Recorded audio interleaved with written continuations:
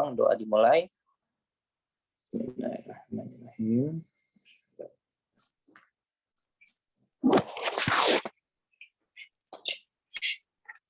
Ini doa selesai. Nah, kita bahas anemia aplastik ya Bang.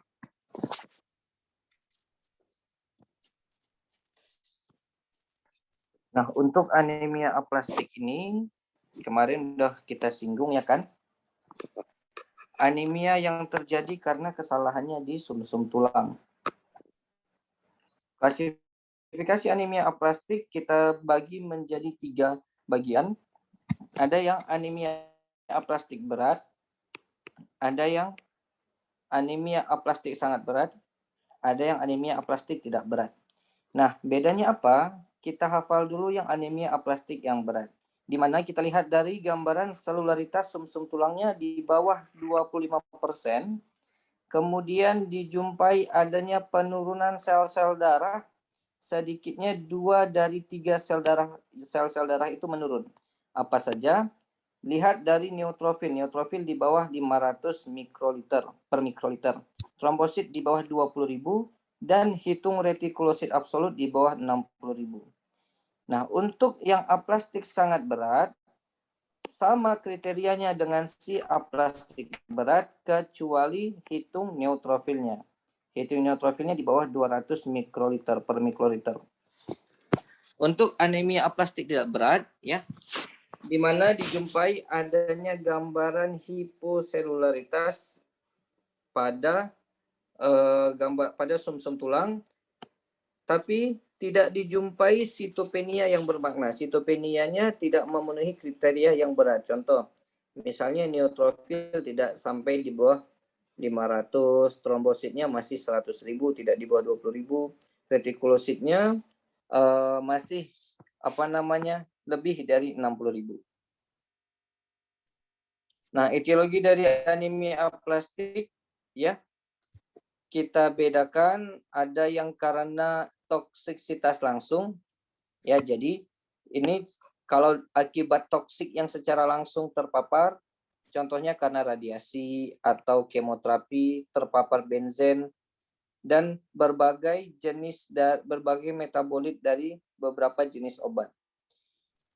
Nah, kemudian ada juga yang diperantarai imun, contohnya karena transfusi ya. Transfusi karena adanya fasciitis yang disebabkan oleh sel-sel eosinofil, penyakit-penyakit hepatitis karena kehamilan, dan ada juga yang masih belum diketahui penyebabnya yaitu yang idiopatik. Nah, obat yang sering dilaporkan menyebabkan anemia aplastik antara lain adalah si chloramphenicol ya. Kemudian ada juga fenilbutazon, senyawa sulfur, senyawa emas dan antikonvulsan. Nah, kemudian ada juga obat-obat yang sitotoksik ya, obat-obat yang memang merupakan racun untuk yang bisa langsung merusak sel-sel di sumsum tulang. Contohnya si obat-obat nitrosourea. Nah, kemudian yang sering dilaporkan juga akibat infeksi virus. Paling sering nanti ada cytomegalovirus, Epstein-Barr virus, dan juga karena HIV. Kalau akibat kehamilan biasanya hanya bersifat sementara dan akan kembali normal setelah dia selesai melahirkan, diduga akibat kadar estrogen yang tinggi. Nah, kemudian ada juga akibat reaksi autoimun yang diperantarai oleh sel sitotoksik. Gejala klinisnya, nah, karena anemia aplastik ini menunjukkan adanya gambaran pansitopeni, ya kan? Pansitopeni terdiri dari anemi, kemudian trombositopeni, kemudian leukopeni, maka gejala-gejalanya gejala-gejala dari ketiga kriteria ini. Contoh, trombosit kalau dia menurun pasiennya bisa mengalami perdarahan. Anemia badannya menjadi lemah, pusing, jantung berdebar. Leukopeni menyebabkan pasiennya demam anemia makan menjadi berkurang, pucat, bisa sesak nafas, penglihatan kabur, dan telinga berdenging. Nah, untuk pemeriksaan fisik, ya, karena trombositnya menurun, jadi bisa jumpa ada perdarahan. Bisa di kulit, bisa di gusi, retina, dan lain sebagainya. Kalau pasien karena anemianya, pasiennya pasti mengeluhkan ada pucat, ada demam. Jadi ingat 3 ya, Bang. Ada pucat untuk menegakkan anemia aplastik. Gejalanya, Bang, pucat tambah demam tambah perdarahan. Untuk pemeriksaan penunjang, kita lihat pemeriksaan darah tepi. Pasti anemia normositik, normokrom. Kemudian dijumpai adanya eritrosit yang muda dan leukosit yang muda. Kenapa bisa ada eritrosit dan leukosit yang muda?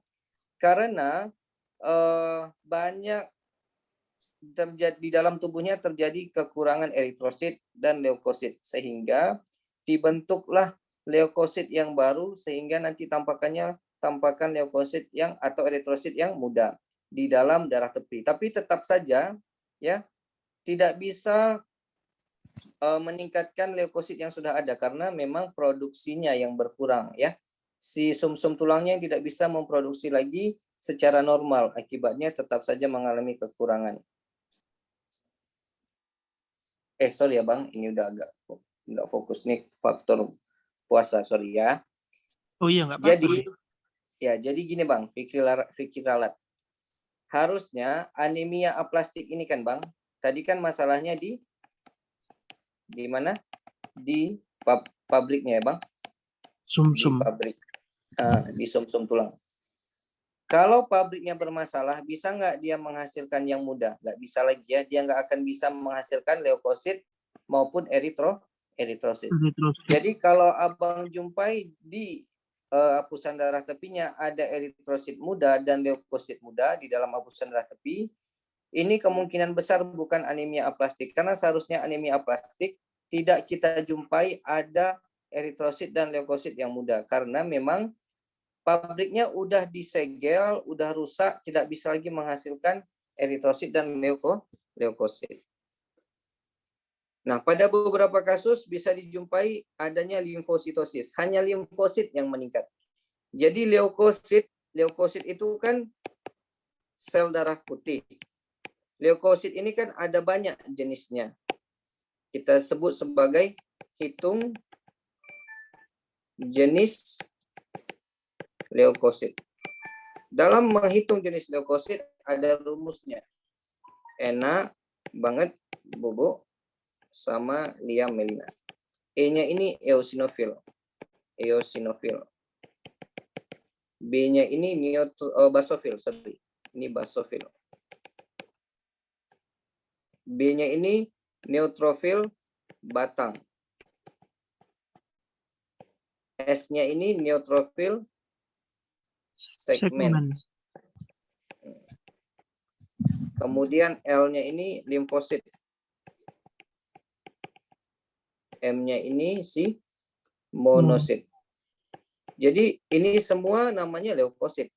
Nah, pada kasus anemia aplastik bisa dijumpai adanya peningkatan limfosit ya, sekitar pada 75% kasus. Retikulositnya bisa normal, bisa rendah ya, tapi tidak akan meningkat. Dia kalaupun biasanya rendah, kalaupun dia tidak rendah normal. LED meningkat ya karena adanya inflamasi. Nah, kemudian dari fungsi hemostasis. Fungsi pembekuan darah. Karena trombositnya menurun, maka dijumpai nanti bleeding time memanjang. Kemudian adanya pembekuan yang terjadi itu tidak baik ya Bang, karena adanya trombositopeni. Oke, kalau kita periksa sumsum tulangnya, kita aspirasi sumsum tulangnya, kita jumpai adanya sarang-sarang hemopoiesis yang hiperaktif ya pada saat kita lakukan aspirasi sumsum tulang. Nah, jadi sarang-sarang hemopoiesis yang hiperaktif ini bisa membuat pemeriksaan kabur. Sehingga aspirasi itu perlu dilakukan beberapa kali supaya bisa mendapatkan hasil yang akurat. Oke.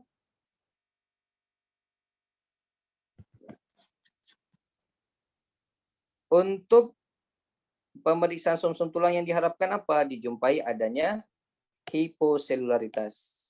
Dan bisa dijumpai dominasi limfosit. Makanya tadi bisa adanya limfositosis di pemeriksaan hapusan darah tepi, dan selain limfositosis, sel mas juga bisa dominan, ya, bisa meningkat pada sumsum tulang.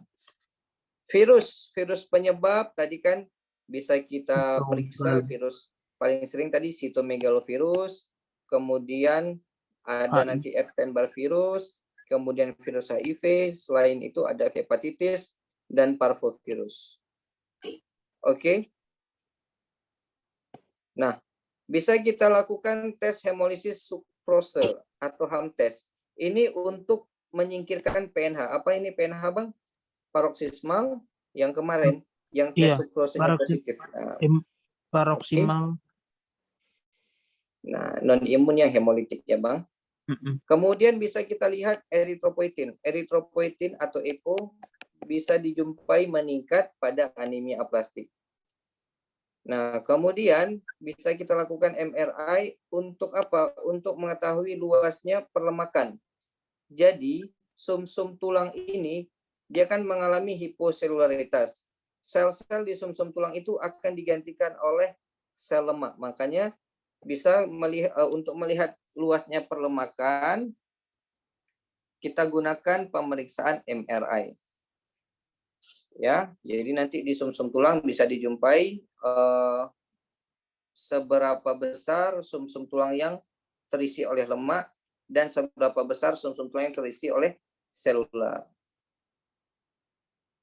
Kemudian bone marrow scanning. Bone marrow scanning ini dilakukan untuk menentukan daerah hematopoietik yang aktif.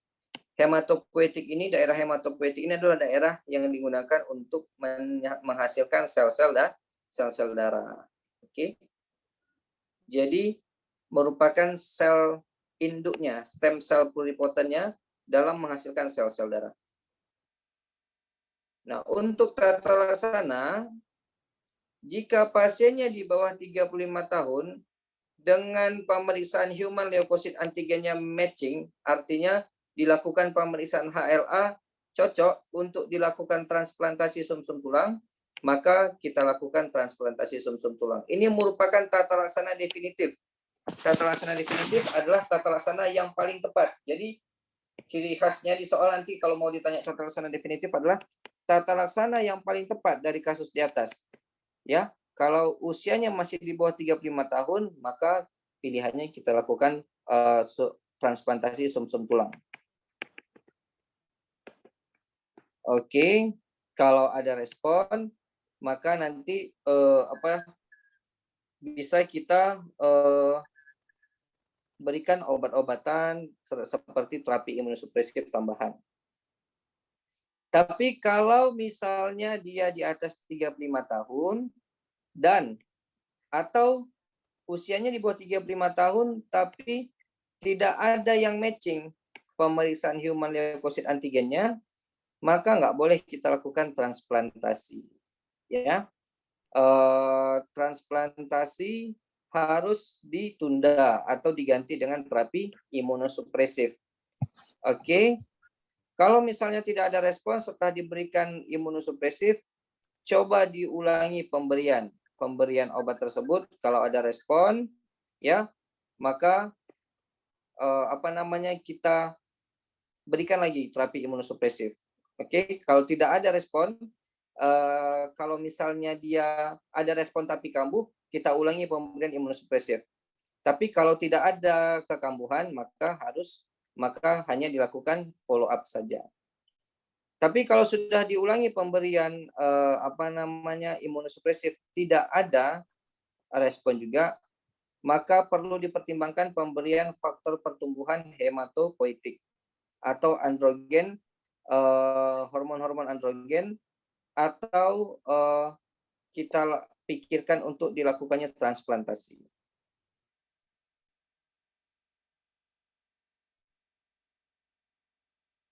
Oke. Chris, berarti Jadi ATG itu imunonya itu ATG itu ya? enggak, Bang. Pilihan ATG ini imunosupresifnya. anti-timosid globulin. Jadi terapi imunosupresifnya apa aja kita berikan? Ini jadi kalau misalnya pakai imunosupresif nggak respon, coba dulu pakai anti-timosid globulin. Kalau misalnya ada respon tapi dia kambuh, baru kita coba ulangi pakai imunosupresif. Imunosupresifnya bisa pakai steroid, prednison, atau pakai yang golongan yang lainnya seperti hidroksiurea, siklofosfamid boleh juga. Tapi yang paling sering, yang pertama sekali kita coba pakai steroid dulu ya, Bang. Steroid pakai prednison. Nah, ini dia nanti ada pilihannya di bawah. Oke. Siklofosfamid bisa juga dipakai sebagai imunosupresan, ya, Bang. Nah, siklofosfamid atau siklosporin boleh juga. Siklofosfamid. Nah, ATG itu anti-timosid globulin, atau ALG boleh juga anti-limfosit globulin, dan diberikan siklosporin, ya, ACSA. Nah, cara kerjanya sebenarnya fungsi ATG ini sebagai imunosupresif juga sama ya. Tapi ini kita pakai kalau tidak respon dengan pemberian steroid atau siklosporin atau siklofosfamid. Nah, cara kerja dari ATG adalah dia akan memperbaiki kerusakan sel T yang dimediasi oleh sistem imun. Kemudian dia akan menstimulasi langsung ataupun tidak langsung terhadap hemapoiesis. Jadi dia bisa merangsang sel-sel di sumsum tulang, sel-sel hemapoiesis itu bisa diaktifkan kembali oleh si ATG. ATG yang paling sering dipakai itu ATG dari kuda. Ini nanti ada soalnya, Bang. ATG dari kuda, ya, namanya ATG GAM. Dosisnya 20 mg per kilogram berat badan per hari selama 4 hari, ditambah CSH. CSH itu siklosporin. Oke, bisa juga pakai ATG kelinci. Dosisnya 3,5 mg per hari. Jadi diekstraksi dari kelinci, tambah CSA. CSA-nya 12 sampai 15 mg per hari. Terbagi menjadi 2 dosis 2 kali sehari, umumnya selama 6 bulan. Contoh lain dari imunosupresan bisa pakai MMF atau pakai Zenapax. Tapi ini belum banyak penelitian yang membuktikan kalau obat-obatan ini cukup ampuh. Pemakaian siklofosfamid juga bisa dipakai. Siklofosfamid dosis tinggi dianjurkan sebagai terapi lini pertama yang efektif untuk anemia aplastik, tapi toksisitasnya juga besar.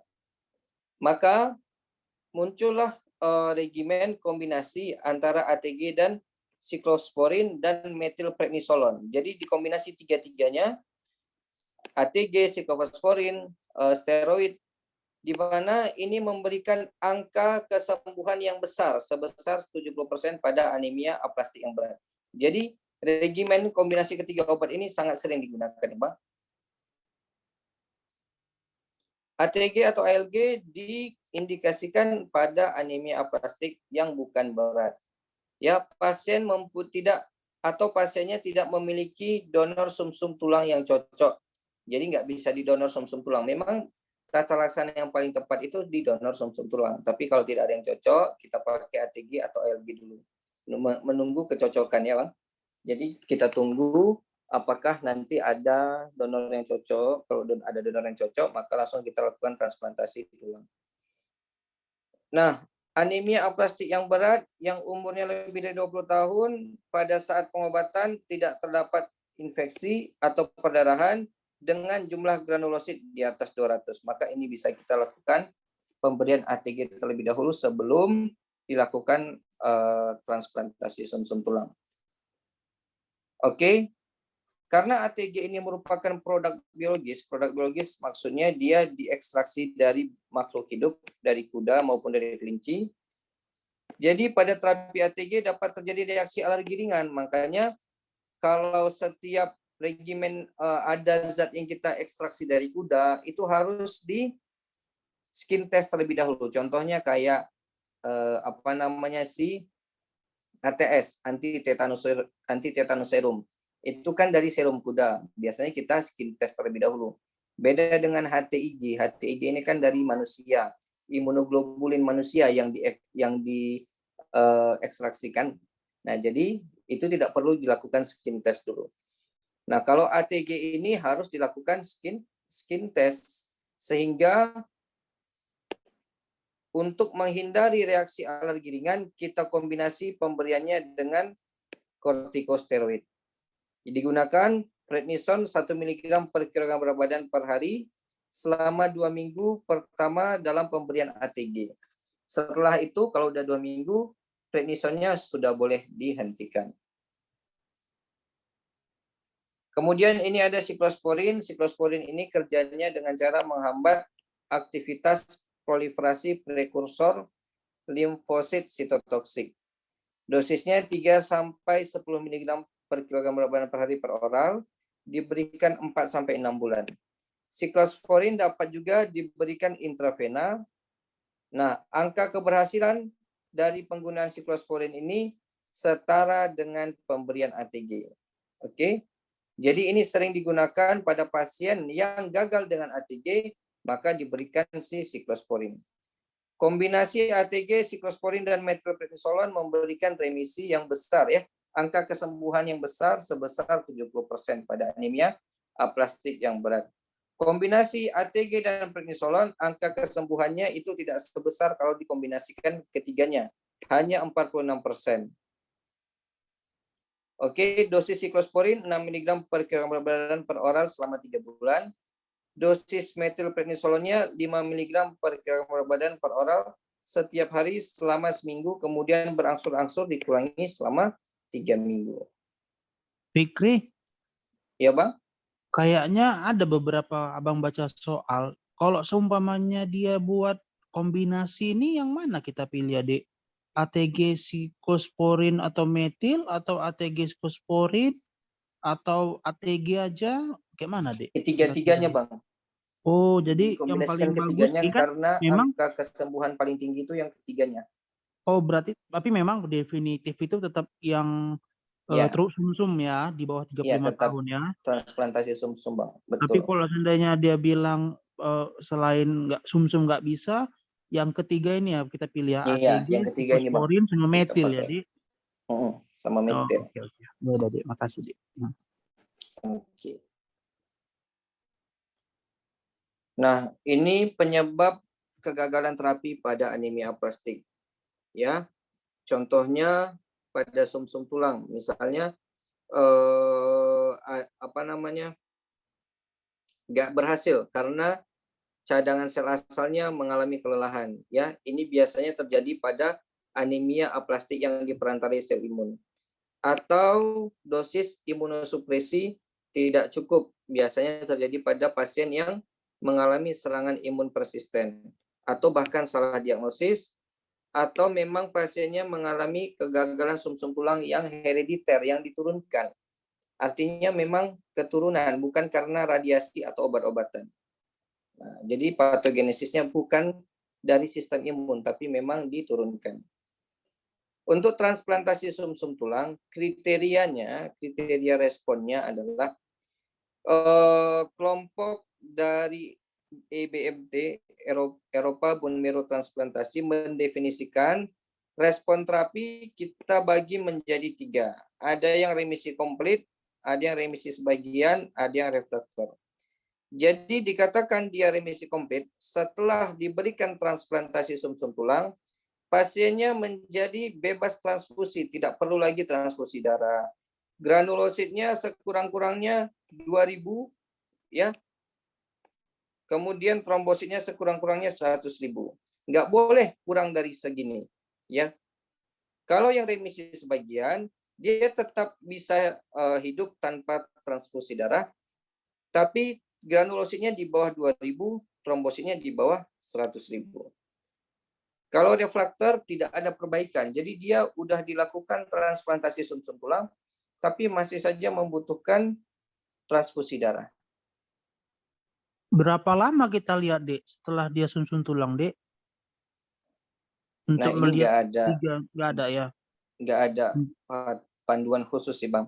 Nggak ada ya. Jadi memang setelah itu nanti kita pemeriksaan serial 2 minggu sekali atau sebulan sekali dilakukan pemeriksaan serial untuk mendapatkan ya. ini. Iya, untuk mendapatkan kadar ini ya, Bang. Yang kita pantau nanti granulosit sama trombosit ya, Bang.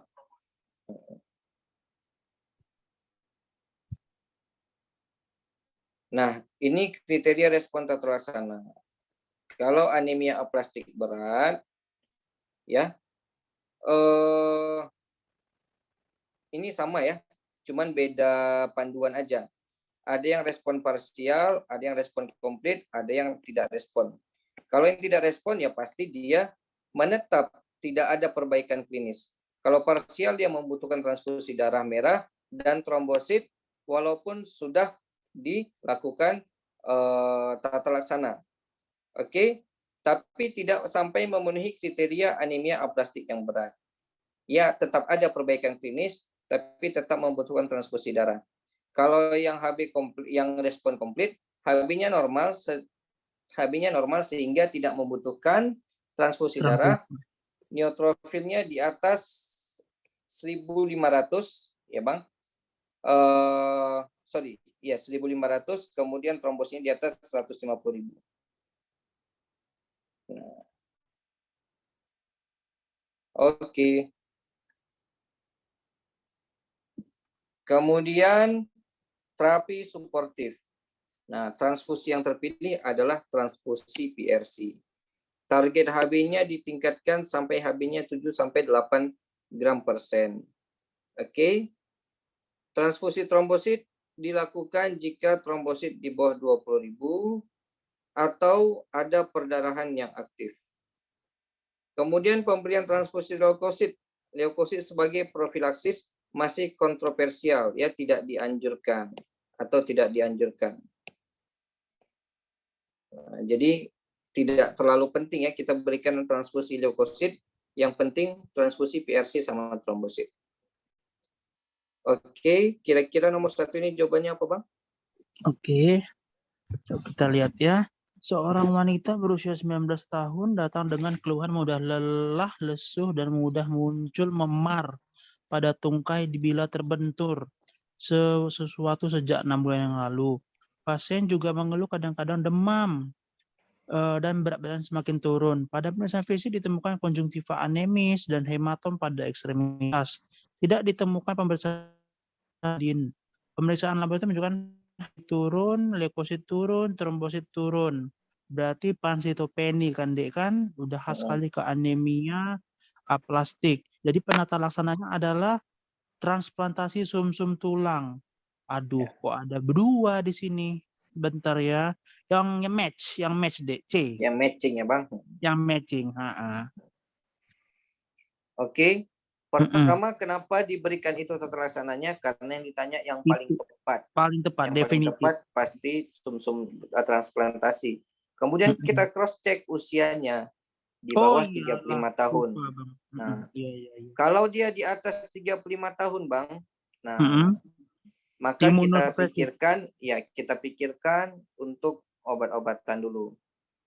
Oke. Atau dia bilang dia udah diberikan obat-obatan tapi tidak respon juga, kemudian tidak ada HLA yang matching, maka bisa kita lakukan transplantasi sumsum tulang dengan donor yang tidak matching. Boleh juga unrelated HLA match.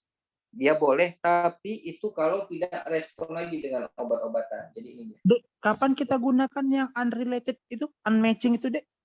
Ini, Bang. Kalau udah diberikan terapi imunosupresif tidak Ya. respon. Diberikan Mm-mm. anti tadi ATG tidak respon. Tidak respon dua-dua, coba berikan faktor pertumbuhan hematopoietik atau pemberian match transplantasi unrelated match. Ya, jadi tetap aja ditransplantasikan walaupun belum dijumpai yang matching HLA-nya. Itu Kalau nggak udah mesti diberikan nggak mesti obat-obatan di tidak atas 35 respon ya, Bang? tahun ya, Dek, kan? Nggak Iya, mesti di kalau atas udah 35 35 tahun. tahun kan? Kalau seumpamanya dengan nggak ada yang HLA matching pun juga itu walaupun kok sebenarnya udah diterapi dengan Iya, kalau udah imuno, diterapi 2 ATG kali. gitu ya. Oh iya, oke oke. Oke. Nomor berarti ini yang boleh Bang coba. Yang cantik. Ini Bang. Ini seorang wanita berusia 50 tahun, udah tua ya, Dek. Datang dengan keluhan mudah lelah, lesu, dan mudah muncul memar. Oke. Bila terbentur sejak 6 bulan lalu, pasien juga mengeluhkan kadang-kadang demam. Sama soalnya nih kayaknya.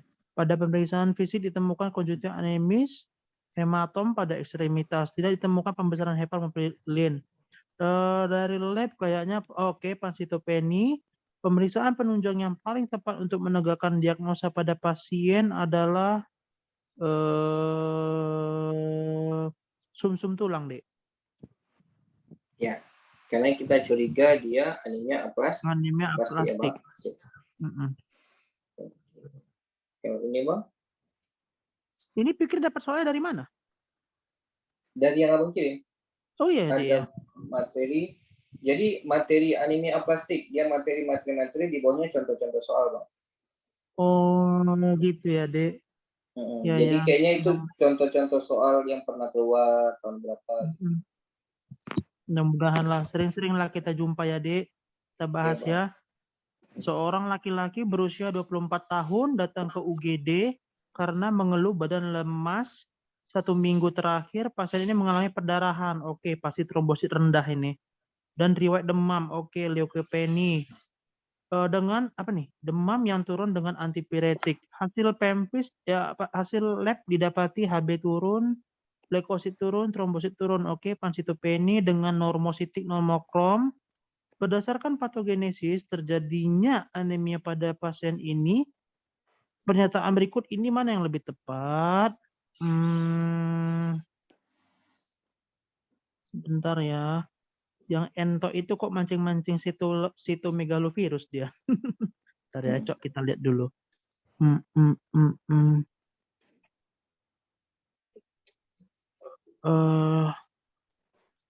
Abang kok lebih suka yang sitomegalovirus itu ya?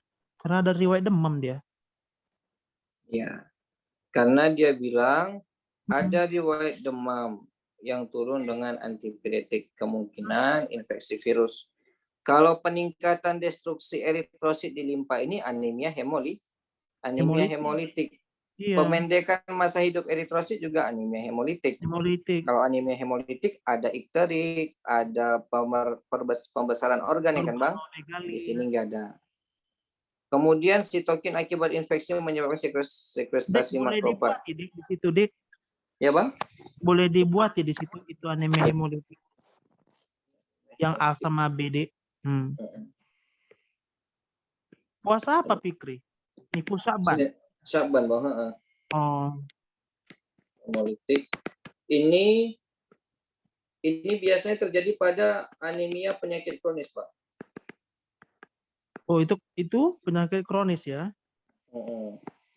Jadi sitokinnya yang menghambat pelepasan dari si ferritin, sehingga nggak bisa dikeluarkan ini zat besi, makanya dia anemia.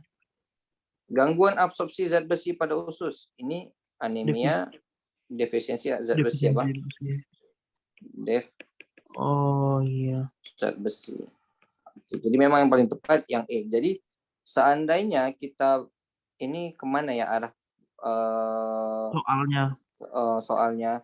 Oh, ke anemia aplastik. Baru kita tepis. Yang mana nih yang anemia aplastik?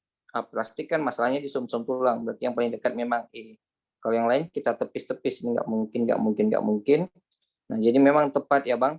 Jadi virus yang paling contohnya tadi yang paling sering cytomegalovirus CMV dapat menekan produksi sel-sel di sumsum tulang.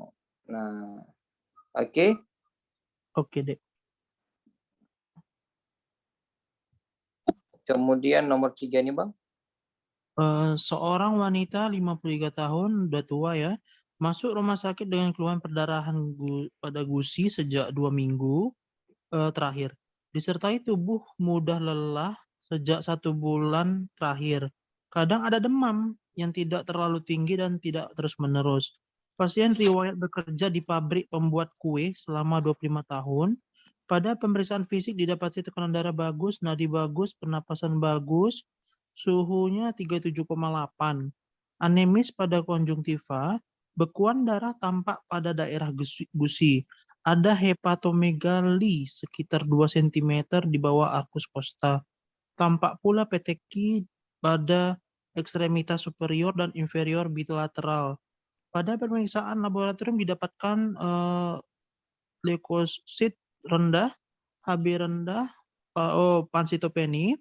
Pada biopsi sumsum tulang didapatkan seluritas sumsum tulangnya 20%.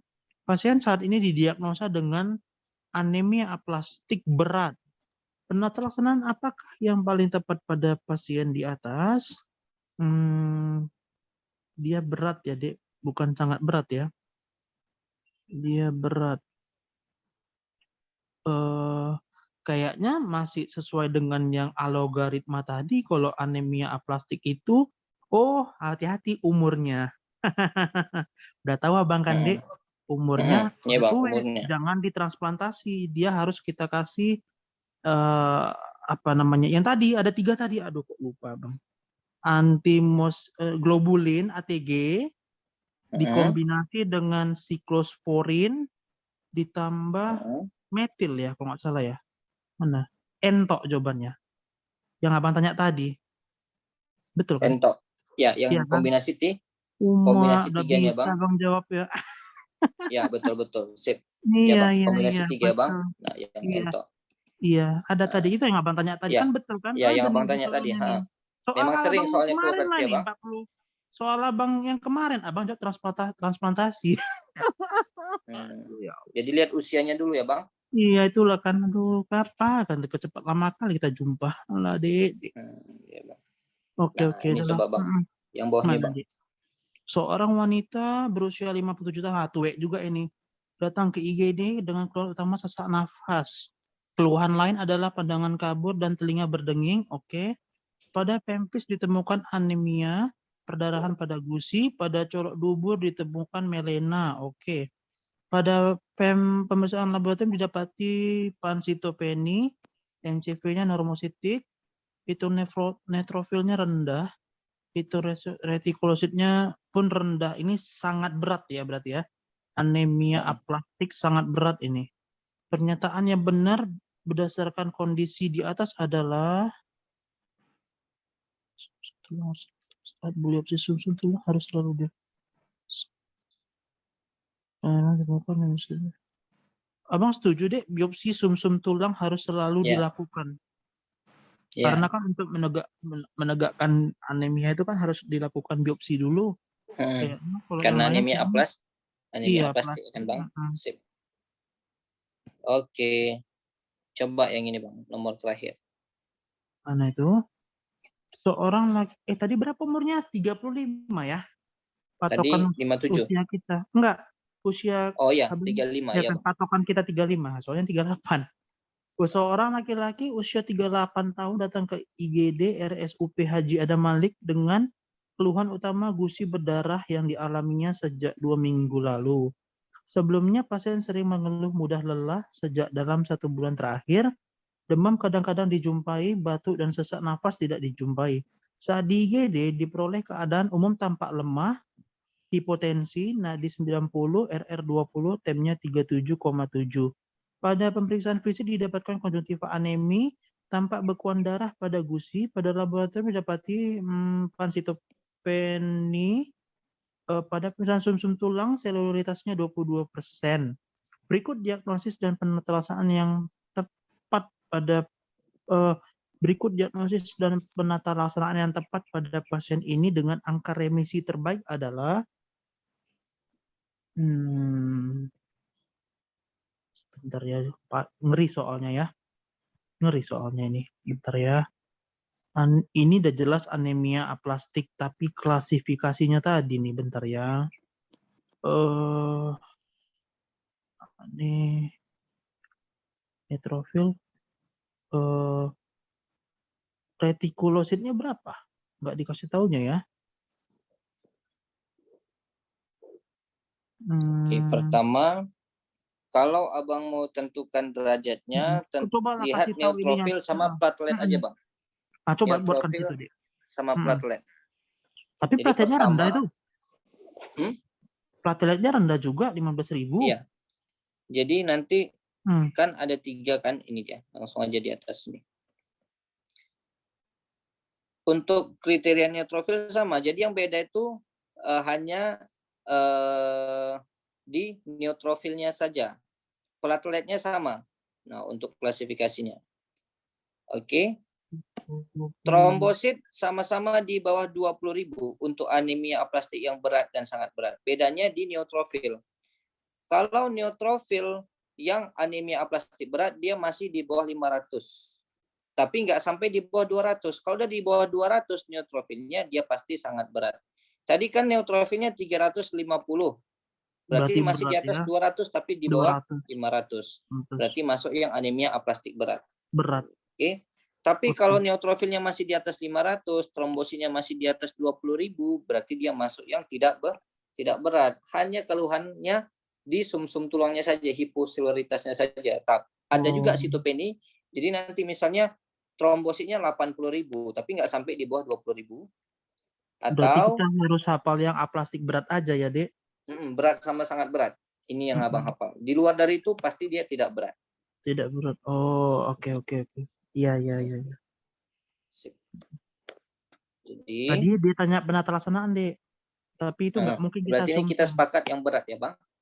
Iya, anemia aplastik berat karena plateletnya di bawah 20.000, ya kan? Itu kan masih 15.000, baru neutrofilnya di bawah neutrofil dia 350, ya kan? Sangat anemia aplastik berat, belum masuk sangat berat. Habis itu berarti kan logikanya aja itu entok udah bisa kita hapus, bola udah bisa kita hapus, ayam udah bisa kita hapus, tinggal cantik sama dodol aja ya kan? Baru oksitemason dengan penelitian anti. Abang nggak pernah dengar oksimetinilon tadi nih lah. Kayaknya memang lah. Memang kan kita sepakat jangan kita lakukan sumsum tulang umurnya sudah 38 tahun, di atas 35 tahun. Harus dengan pengobatan dulu, imunosupresif. Dan yang paling baik kombinasi 3 ketiganya kan, Bang? Akan memberikan remisi paling baik. Berapa persen tadi? 70%. 70%. Jadi dia tanya yang remisi terbaik, maka kasih yang ketiga-tiganya ya, Bang. Iya. Udah terbuka abang anemia plastik ini. Makasih ya Fikri. Iya Bang, sama-sama. Nah, kita bahas selanjutnya tentang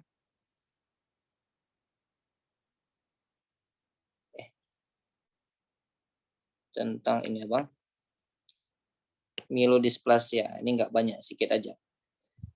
Myelodysplasia ini sering disingkat sebagai MDS, sindrom yang ditandai adanya displasia. Displasia itu perkembangan sel menjadi tidak normal, tapi belum tentu dia itu sel kanker.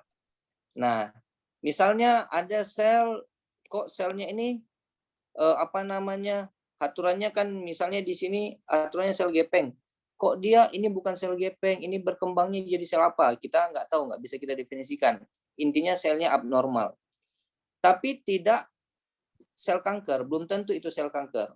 Ya, nanti kan kalau sel kanker nanti rasio inti dengan sitoplasma 1:1 banyak kriterianya. Nah, jadi ini kalau kita ibaratkan, analogikan, dia OTW menjadi kanker. Ini kalau didiamkan, ini bisa menjadi kanker ya kalau tidak dilakukan penata laksanaan. Nah, oke. Jadi terjadinya gangguan pematangan, maturasi dan diferensiasi pada sel tersebut. Nah, oke. SDM biasanya terjadi pada usia lanjut, ya rata-rata usianya 60 sampai 75 tahun dan pada laki-laki. Oke, jarang pada perempuan. Oke, penyebabnya masih belum diketahui sampai sekarang. Manifestasi klinisnya disebabkan karena adanya sitopeni. Jadi hampir sama dia kayak anemia aplastik. Bedanya anemia aplastik tidak ada displasia di dalam sumsum tulangnya. Di sini ada. Ya, Bang. Jadi keluhannya keluhan sitopeni. Sitopeni itu penurunnya sel-sel pada sumsum tulang. Jadi ada keluhan anemi, ada keluhan perdarahan karena trombositopeni, adanya granulositopeni, ya. Nah, gejalanya apa? Demam dan lain sebagainya. Ya, jadi di sini tandanya ada displasia, perkembangan sel yang tidak normal tapi belum tentu bersifat kanker. Ya, ini masih OTW dia, OTW menjadi kanker. Nah, penyebabnya apa? Penyebab abnormalitas yang bisa dijumpai pada MDS, adanya kelainan-kelainan pada kromosom, delesi 5q, monosomi 7, trisomi 8, kehilangan kromosom Y, delesi 20q, dan lain sebagainya. Oke. Untuk diagnosisnya, karena dia pansitopeni juga ini sebenarnya, pasiennya pansitopeni, disertai adanya displasia, maka pasti ada keluhan anemia, ya. Ada perdarahan-perdarahan di sana. Oke. Kemudian pemeriksaan darah tepinya menunjukkan adanya sitopeni dari satu atau lebih sistem darah. Nah, dijumpai adanya sel-sel blast dalam jumlah yang sedikit, sel-sel muda dalam jumlah yang sedikit di bawah 30%. Ya, dengan atau tanpa monositosis di darah tepi. Kalau si anemia aplastik tadi kan limfositosis, Bang. Dan kadang-kadang sel limfosit yang meningkat di sumsum tulang, yang lainnya menurun. Tapi kalau si MDS dia monosit yang meningkat, yang lainnya turun. Sumsum tulang ya bisa hiposelular, bisa normo atau bisa hiperselular, tidak ada patokan. Tapi kalau anemia aplastik selalu hiposelular. Dengan disertai ini, Bang, ini ciri khasnya untuk menegakkan MDS. Adanya displasia sistem hematopoiesis. Jadi ada kelainan di hematopoiesisnya, ada anomali Pelger-Hood, ya, atau perubahan-perubahan sel-sel menjadi besar megaloplastik, atau peningkatan ringan sel-sel blast seperti si monositosis tadi dan sebagainya. Namun gambaran itu tidak dapat dimasukkan dalam diagnosis yang jelas dari penyakit-penyakit lain seperti ITP, leukemi, anemia plastik, dan lain sebagainya. Artinya untuk menegakkan diagnosis secara pasti kita butuh pemeriksaan lanjutan ya, Bang. Nah, oke. Jadi kriteria klasifikasinya untuk MDS itu ya ada 5. Pertama RA. RA ini apa? Refraktori anemia. MDS dengan refraktori anemia. Ya. Tandanya apa? Tandanya di sini leukosit normal, sel blastnya di bawah 1%, trombosit normal, kemudian sideroblast di bawah 15%, kemudian blastnya, sel-sel blastnya di bawah 5%. Ini pada sumsum tulang ya, Bang, yang di bawah pada sumsum tulang, yang di atas pada darah tepi. Kemudian ada RASB. Jadi refraktori anemia, anemia yang refraktor menetap dengan ring sideroblast, Jadi sama-sama ada sideroblastnya, tapi kalau yang RA dia di bawah 15%, kalau yang with ring sideroblast, ada cincin sideroblast di sumsum tulangnya di atas 15%. Yang lainnya kurang lebih sama. Jadi perbedaannya hanya jumlah ring sideroblastnya di atas 15%. Kemudian ada with RAEB, with excessive blast. With excessive blast artinya terlalu banyak sel blast di sana.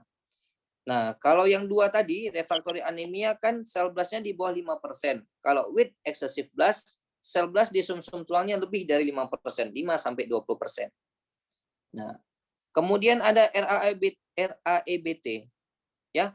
RAEB with excessive blast tambah transformasi menjadi leukemia. Jadi MDS ini kalau kita biarkan dia akan berubah menjadi leukemia nantinya. Nah, tandanya apa? Tandanya blastnya itu lebih dari 20%. Jadi RAEB blastnya lebih dari 20%. Kalau RAEB blastnya lebih dari 5%. Kalau si RA dengan RASB blastnya sama-sama di bawah 5%. Bedanya nanti di sideroblast. Kalau yang with sideroblast, with ring sideroblast, dia sideroblastiknya di atas 50%. Tanpa sideroblast, refractory anemia saja, sideroblastnya di bawah 15%.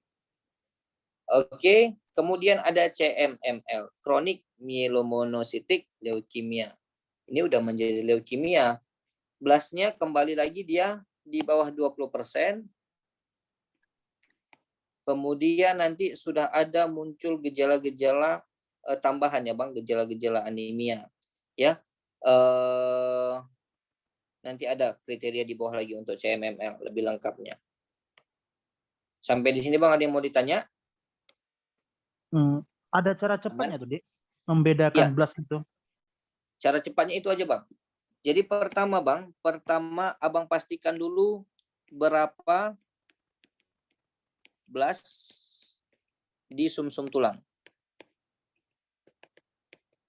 Nah, kalau di bawah 5%, ya di bawah 5%, ini berarti kalau enggak RA atau RASB. Tinggal Abang pastikan ring sideroblast. Ini kalau yang RA sideroblastnya di bawah 15%. Kalau RASB dia kan with sideroblastik, berarti di atas 15%. Oke. Yang kedua, apakah di atas 5% tapi dan di bawah 20%? Kalau ini Bang, di atas 15% dan di bawah 20%, kemungkinannya ada dua. Bisa RAEB dan CMML. Oke. Kalau di atas 20%, ini pasti nanti udah ke yang RAEBT ya Bang. RAEBT. Nah, jadi dari sini. Yang udah mau ke leukemia itu ya? Nah. Oke. Tata laksananya, sebagian besar kalau terapi oral itu kurang efektif ya Bang. Sebagian besar tidak efektif dalam mengubah perjalanan penyakit dari si anemia ini ya, dari si SDM, MDS, myelodysplastic syndrome. Yang paling efektif itu ya adalah cangkok sumsum tulang atau transplantasi sumsum tulang. Merupakan pengobatan utama dengan usia di bawah 30 tahun. Ya. Dan merupakan terapi yang kuratif. Kalau yang lain nanti hanya suportif saja, mengurangi gejala-gejala saja. Tetapi masih merupakan pilihan di bawah dari 15% pasien. Masih banyak pasien yang tidak mau melakukan transplantasi sumsum tulang. Nah, kemudian bisa dilakukan kemoterapi juga pada fase awal SDM. Ya. Nah, tapi kemoterapi bisa dilakukan, tapi pada fase awal SDM tidak dianjurkan pemberian kemoterapi. Umumnya kemoterapi ini digunakan kalau dia sudah memasuki tahap prakanker atau tahap kanker. Jadi kalau udah RAEB atau RAEBT baru kita lakukan kemoterapi. Tapi kalau masih yang refraktor anemia, RASB itu jangan dulu dilakukan kemoterapi. Nah, oke.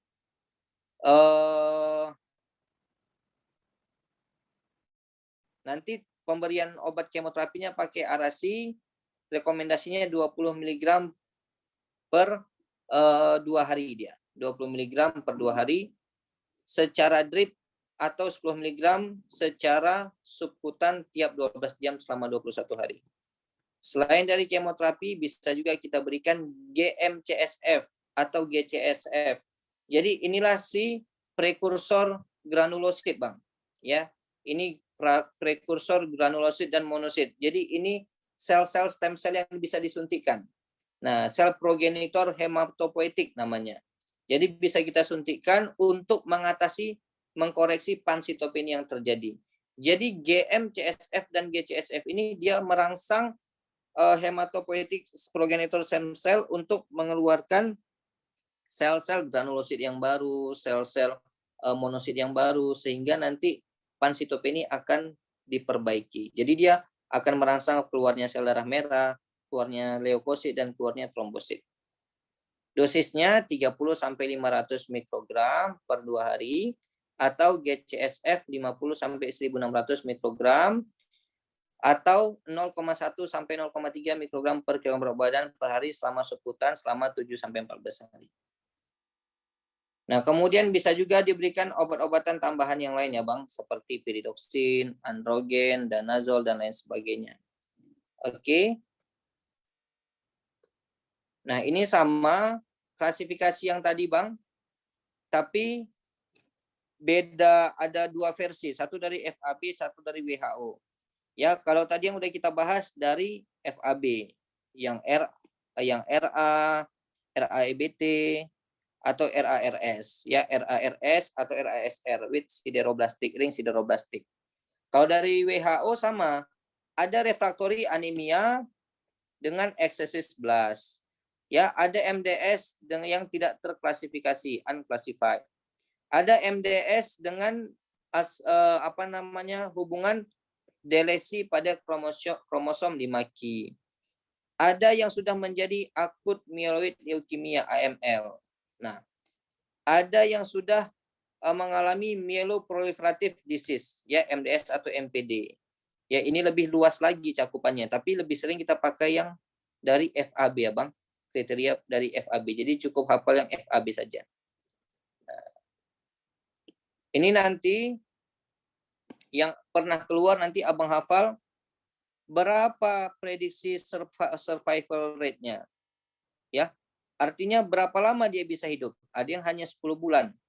Yang 10 bulan ini kalau dia sudah menjadi refractory anemia with excesses. Ya, jadi masuklah dia kalau FAB ke dalam golongan RAEBT. Ya, refractory anemia excess blast transformation. Jadi hanya 10 bulan ya dia bisa bertahan hidup. Yang Nah, 20% jadi nanti ya, Dek, ya. Yang tinggi itu kan blastnya kan. yang lebih dari 20%. Nah, oke. Jadi nanti yang paling lama itu 5 tahun 9 bulan dia, Bang. 5 tahun 9 yang paling lama itu 9 tahun ini pada MDS yang terisolasi delesi 5q, atau 5 tahun 9 bulan ini pada refractory anemia. Nah, 9 tahun itu kalau FAB yang mana, Dek? kalau FAB dia nggak ada masuk, Bang. Nggak ada masuk. Oh, berarti kalau di FAB paling lama hidup tuh 5 paling lama tahun 5 ya. tahun 9 bulan. Nah, ini indikator prognosis baik dan buruk pada pasien MDS. Kalau terdiagnosis ketika usia muda, neutrofilnya dia masih agak menurun, nggak terlalu pesat penurunannya, hitung sel blastnya rendah pada sumsum tulang dan tidak ada sel blast di darah, kemudian tidak ada aurot. Kalau udah ada aurot, ini udah masuk ke leukemia nanti dia, Bang. Kemudian ada sideroblast bercincin, kemudian tidak ada abnormalitas kromosom yang kompleks. Kalau kita kultur, sumsum tulangnya menunjukkan pola pertumbuhan non-leukemik. Ini yang baik. Yang buruk, kalau usianya sudah lanjut, neutropenia yang berat, di bawah di bawah 500 ya, Bang. Nah, kemudian di bawah 500. Kemudian trombositopeni yang berat di bawah 50.000. Nah, kemudian kalau jumlah sel blastnya di sumsum tulang tinggi di lebih dari 20% atau dijumpai sel blast di daerah di pemeriksaan hapusan darah tepi atau darah perifer.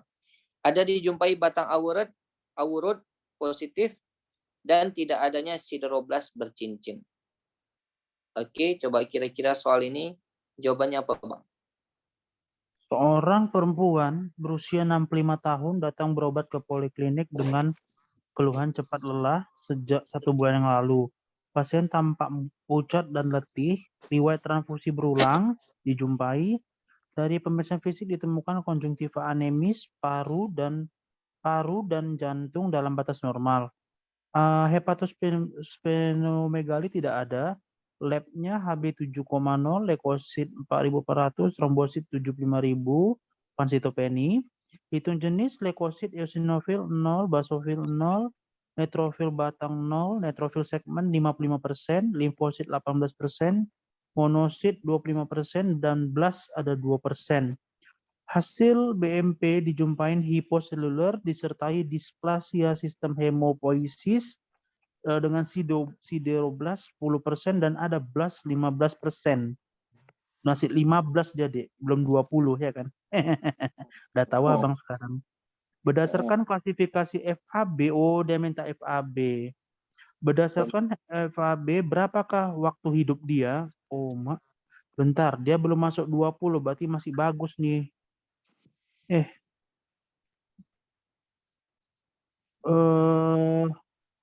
Sebentar. Dia RA kan bukan, ini yang pasti bukan RA kan, Dek? Oke. Dia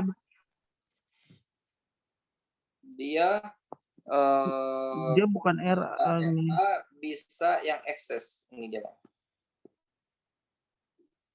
Sel blast pada yang refractory anemia with excess ini RAB atau RAEBT itu sel blastnya 10-15%. Di mero, tapi kalau di peripheral di bawah 5%. Nah, coba kita lihat. Dia di sumsum tulangnya berapa, Bang? Sumsumnya itu ada BMP-nya 15%. 15. Nah, di perifernya? Di perifer ada 2%. Pas. Berarti cocok ke RAEBT ya, Bang? RAEBT. Yang ini berarti, dia, Bang. Yang di sini. RAEBT berarti yang 10 bulan. RAEB 2. RAEB. Oh, dia pakai WHO ya, nggak pakai FAB ya? Kedua-duanya pakai, Bang. Berarti 10 kalau bulan. Kalau di FAB-nya dia RAEBT jadinya. Ini. Periferalnya dia di atas 5%. Oh, berarti 6 bulan ya? 20 sampai 30% untuk meroblast. Banyak Tapi hafalan. sorry. Dia nggak di sini, Bang. Di sini lebih ke WHO. Di FAB-nya nggak ada. Dia kan di bone marrow-nya dia 15% tadi kan? Di bone marrow-nya 15%. Di perifernya di bawah 5%. Perifernya tadi kan 2%. 2%. Bone marrow-nya 15%. Jadi pas dia di sini. Pas. Jadi jawabannya nanti yang 10 bulan. Kalau ini nggak pas karena dia 15% di bone marrow, ini kan 20%, nggak cocok ke sini. Nggak cocok ke RAEBT.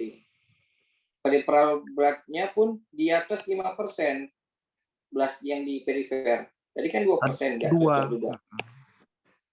Kalau tadi cocok yang di sini berarti dia 6 bulan. Berarti kita harus lihat darah tepi, dari blastnya juga ya. Blast dari perifer ya. Di BMP dan blast di perifer. Cuma itulah kalau kayak limfosit-limfositnya kayaknya nggak usah kita lihat kali kan. Cuma blast di darah. Oke. Nah, ini seorang laki-laki umur 65 tahun masuk rumah sakit dengan keluhan pucat, lemas, demam, riwayat opname 1 bulan yang lalu dengan keluhan yang sama. Tekanan darah 100/70, nadi 96 kali per menit dengan suhu 38,5. Demam dia. Pemeriksaan fisik didapati tidak ada pembesaran organ. Hasil pemeriksaan lab HB-nya 6,5, plateletnya loh kok bagus ya, 230.000. Bisitopeni nih Dek, nggak pansitopeni dia. Leukositnya 4.500, bone marrow-nya ada blast di bawah 5%. Blast di bawah 5%. Nah, soalnya harusnya plateletnya turun juga nih Bang. Iya kan? Harusnya. Iya kan Dek? Hmm.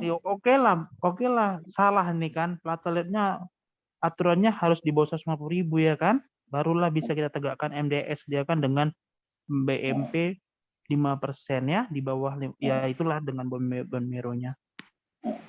Kalau blast bone marrow di bawah 5% masuk kemana Bang? Masuk ke RAEB 2 ya Bang? RAEB 2 ya. masa hidupnya 10 bulan. Itu paling sering keluar, mana tahu nanti keluar lagi ya Bang, jadi dihafal kriterianya yang Ya, menurut WHO. RAEB masa hidupnya 10 bulan. Kalau ini Bang? Seorang perempuan berusia 65 tahun datang berobat ke poliklinik dengan keluhan cepat lelah.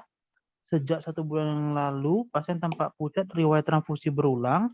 Dari pemeriksaan fisik ditemukan konjungtiva anemis, paru dan jantung dalam batas normal, hepatosplenomegali tidak ada, hasil lab HB7, leukosit 4.000, trombosit oke, pansitopeni, hitung jenis leukosit, blastnya 2% Dek, dengan BMP hiposelular disertai displasia sistem hemopoiesis, sideroblast 10%, ada blast juga 15%. Patogenesis yang mungkin pada kasus di atas adalah ada tadi terbaca Bang yang delesi 5 inilah. Iya. Di Ini atas dia ini. Bang. Jadi di tabel ini ada, kalau menurut WHO itu MDS yang berhubungan dengan isolasi delesi 5Q. Peripheral blood-nya di atas 5%, bone marrow blood-nya 20-30%, dan ada memang pemeriksaan kromosomnya delesi pada 5Q. Nah, jadi ini kalau kita lihat kriteria blastnya itu ada yang sama nanti Bang, 20-30%. Di 20-30%. Oh, enggak Itu? ada, sorry. Oh enggak ya. AML. Ya, cuman itu yang satu-satunya Bang. Blastnya 20-30%. Nah, oh sorry. Ini punyanya AML Bang. Iya, makanya tadi ini harusnya punyanya AML untuk FAB dan WHO. Kalau untuk MDS dia anemia tambah delesi pada kromosom 5Q. Nah, kalau kita lihat dari pilihannya ini coba di yang lain. Gangguan sintesis hemoglobin akibat mutasi gen hemoglobin. Ini enggak. Ini masalahnya nanti di thalassemia atau sideroblastik. Kalau terbentuk kromosom Philadelphia, ini untuk anemia hemolitik. Anemia hemolitik. Kompleks imun juga anemia hemolitik. Defek jalur heksosa monofosfat ini apa Bang? Anemia apa? Semalam ada soalnya. G6PD defisiensi. Oke. Nah, makanya jawabannya lebih ke yang A. Kenapa? Karena kita memang berpikir ini MDS. Tanda dari MDS apa? Ini nanti dia tampilkan kadar blast di perifer, kadar blast di sumsum tulang. Itu dia lampirkan. Itu ciri khas dari MDS. Keluhannya hampir sama dengan anemia aplastik. Tapi kalau anemia aplastik jarang ditampilkan blast di perifer dan di sumsum tulang. Oke. Bisa Bang? Bisa Dik. Oke. Nomor ini. Ini laki-laki 68 tahun ke IGD dengan keluhan cepat lelah sejak 5 hari sebelum masuk rumah sakit. Disertai dengan keluhan pucat, demam, dan timbul bintik-bintik merah pada kulit lengan bawah kanannya. Riwayat transfusi berulang sejak 3 bulan terakhir. Pada pemeriksaan fisik dijumpai paru dan jantung dalam batas normal. Abdomen tidak ada organomegali. Hasil lab Hb-nya 6,5, leukosit 4.500, trombosit 76.000 dengan pansitopeni. Hitung jenis belasnya, kok nggak ada belasnya? Oh tuh, bentar ya. MDT-nya oke, belas 5% dengan hasil BMP hiposeluler disertai displasia sistem hemopoiesis, belasnya 30. Oh, tinggi ya, Dek. 30. Berdasarkan klasifikasi FAB, ini yang udah mau ke leukemia ini. Ya, yang Ya lebih kan? dari 20% dia udah mau ke Oh, leukemia. iya kan? Betul. Heeh. Ya kan 20-30 kan RAEB yang kayak udah ke leukemia ini. Heeh. RAEBT, Abang belum hafal kali singkatannya. RAEBT. Iya, yang A dia, Bang. Iya, Refractory anemia with excess blast in blood transformation. Nah, transformation. cuman itu satu-satunya Transformation. yang lebih dari 20% ya, Bang. 20 Yang sampai 30. lainnya yang lainnya itu di bawah 5%, itu untuk refractory anemia, dan refractory anemia sideroblast itu di bawah 5%. Di atas 5% sampai 15% ya kan, Bang? Nggak sampai lebih dari 15%. Nah, itu punyanya si excess sama CMML.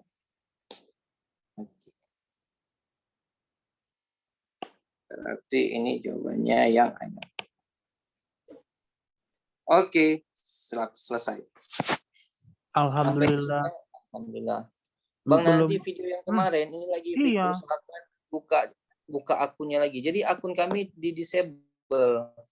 Kenapa kok Jadi bisa gitu, akunnya di Bi? disable, nggak bisa sama sekali dibuka. Entah kenapa. Ini udah ngelapor ke Zoom-nya, lagi dikirim emailnya. Katanya prosesnya biasanya 7 hari paling lama. Gitu. Oh, dari Zoom-nya berarti videonya gitu ya? Bukan mau ngupload ke YouTube-nya gitu? Enggak, Bang. Kan ini kami record dari dia, nanti recordnya pakai iPad ya kan, Bang? Jadi record to iCloud. Masuk ke iCloud. Kalau kita mau download, kita harus buka Zoom dari web. Nanti di situ ada hasil record dari Zoom. Kita download, baru langsung kita upload ke YouTube. Tapi nggak Selama hilang ini kan, kami Dek? dari lab. Ya, Bang? Tapi nggak Ya, hilang Bang? kan, Dek? Insya Allah Nggak hilang kan? Insya Ya, Allah nanti nggak mau hilang, nggak Bang. Bang ya, Dek? Yang Ya, Bang. kemarin Siap, sama Bang. hari ini ya? Oke, Bang. Kapan lagi kita Hari jumpa, Dek? ini segera dikirim ya, Bang. Iya, insya Allah. Oke. Kapan kita Terima belajar kasih, lagi, Bang, Dek? atas perhatiannya. Hari Sabtu jam 8 pagi boleh, Bang? Pagi boleh, Dek. Oke, Bang. Apa tuh, bahas mohon apa maaf kita, Dek? atas bahas leukemia ya, Bang. Oh ya, oke, siap, Kalau Dek. anemia udah habis, kita udah leukemia. Jadi biar langsung nyambung, habis MDS leukemia. Siap, Dek. Makasih banyak ya, Fikri. Sehat-sehat ya. Sama-sama, Bang. Semoga lancar terus ya, Bang. Amin, amin ya Allah. Kita tutup dengan pembacaan doa ya, Bang. Bismillah.